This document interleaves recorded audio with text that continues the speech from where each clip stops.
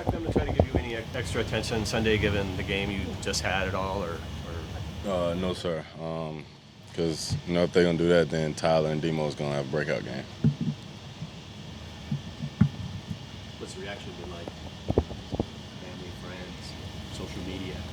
I mean, it's been great. A lot of attention, but time to focus in on Green Bay. Do you like seeing LeBron tweet at you though, or? I mean, yeah, it was cool, but like I said, it's time to focus in. Can't harp on that just one moment. Is that a life highlight for you? You'll film?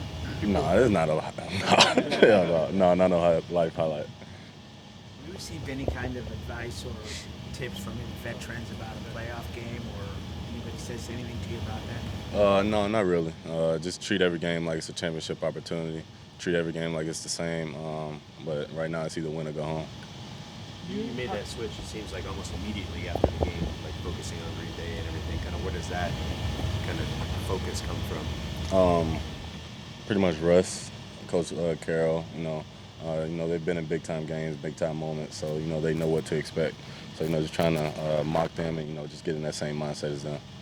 You talked about the miracle after what happened to you in college. Did you have people telling you last year at Ole Miss you weren't going to play football again, that injury was too serious?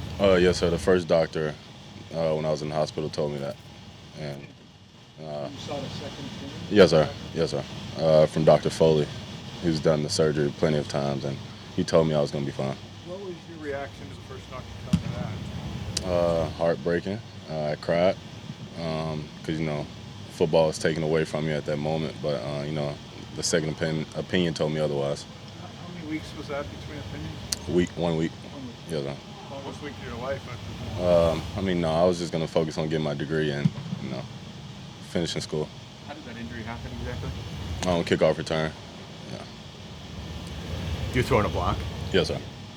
How much does that increase your appreciation for all that you have right now? It shows me not to take anything for granted, not a moment, not even a practice for granted. Just go out there and give it all I got.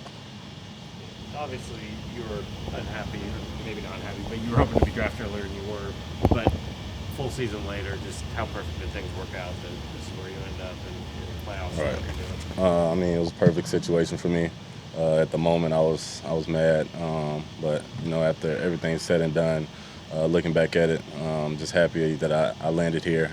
Great quarterback, great offense, great team, organization, and we're in the playoffs, still playing while a lot of teams are at home. So it was a great moment. Your quarterback was in a very similar situation when he was drafted as well. Did he have any words of wisdom for you right away throughout the year of like, hey, it doesn't matter, when you were taken, right. We can do this together and become what now is laid out to a great season for you, right. And still moving forward? Yeah, there was a lot of knocks on him coming out, and you've seen what he's been molded to right now. So, just never count anybody out because you can't measure somebody's heart, basically.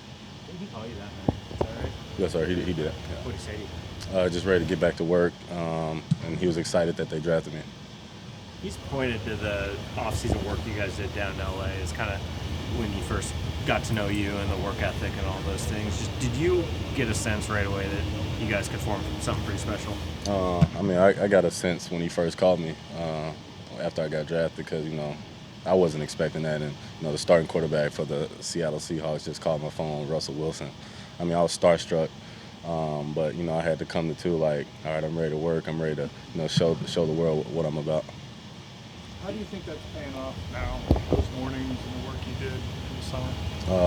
It's paid off pretty well, just by how far I've come now. But just got to continue to keep working and continue to doing what got me here. How much does Russ's way about him kind of set the tone? The way you approach things, the team approaches things. For it's on a Green Bay, turn the page, move on, you don't look back. That's on to the next one kind of thing. He's a focused individual. He wants to make sure we're all on the same page. So, come Sunday, we're one team, and we know our job and our responsibility of what we need to do to win the game. Have you always been like that as well, or have you learned a lot of that from him this year? I've always been like that, but it's always something I can learn more of, and the focus and his study habits. I kind of picked up from him. When you get to Green Bay, what stands out to you about their secondary and Kevin King? Kevin, I know he's a big corner. They're going to challenge us at the line. They play a lot of man, and they're pretty much experienced on the back end. The D-line is pretty good, so I mean it's going to be a good matchup for us.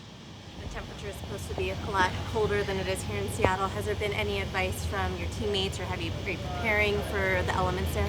I mean, it's just another game. I mean, I'm not going to let the weather determine my mindset of the game. Russ mentioned that he gives you guys scouting reports every week, and then he'll quiz you and make sure you study the coverages and tendencies and all that. I mean, he says you're among the best. What is that process like? Was he on Sunday on the plane or on Monday morning? He gives you something, and then on Wednesday you guys go over. What's the mechanics of that? We get it on Wednesday, and then I just start looking at it, what he sees that I probably don't see when I'm watching film. And then when does he come back to you and be like, hey, what do you know about tomorrow? Okay. Yeah. So you get a day. Yeah. You mentioned that you had volunteered to be on the punt block team. How's that conversation going? I mean, I got a few shots at it a couple weeks ago, but they kind of took me off of it. Did you do that in college? I was a gunner in college. I never played punt return. That's right. Would that be a big deal to you to get I on mean, punt yeah, block? I want to play gunner. I want to be a gunner. Yeah. A lot of teams are very reluctant to speak so highly about rookies, right off the bat. But Russ and Pete kind of made no bones about, singing your praises. Kind of what did that do for your confidence and maybe even your development this year? I mean, just seeing that they trust in me, like, two of the highest people on the team trusting me, to get things done. So, just got to, take that and continue working and, show them why they trust me so much.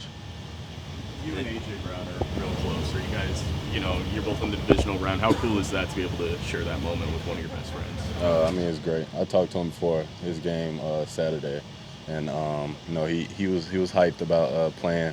Talked to him last night, and just us getting another chance to play another week in the league. While a lot of rookies, a lot of teams are at home. I mean, it's great. DK, I read something. You told somebody you're not going to wear sleeves on Sunday. Is that true? Yeah, I'm not. I'm going sleeveless. Yeah. What's the coldest game you played in? Probably last week. Oh, really? Yeah. You never had? No, just. I know Ole Miss yeah. went north and Yeah. It's gonna be cold. I'm ready for it. Anything else, guys? Thanks, DK. Thank you. Appreciate it.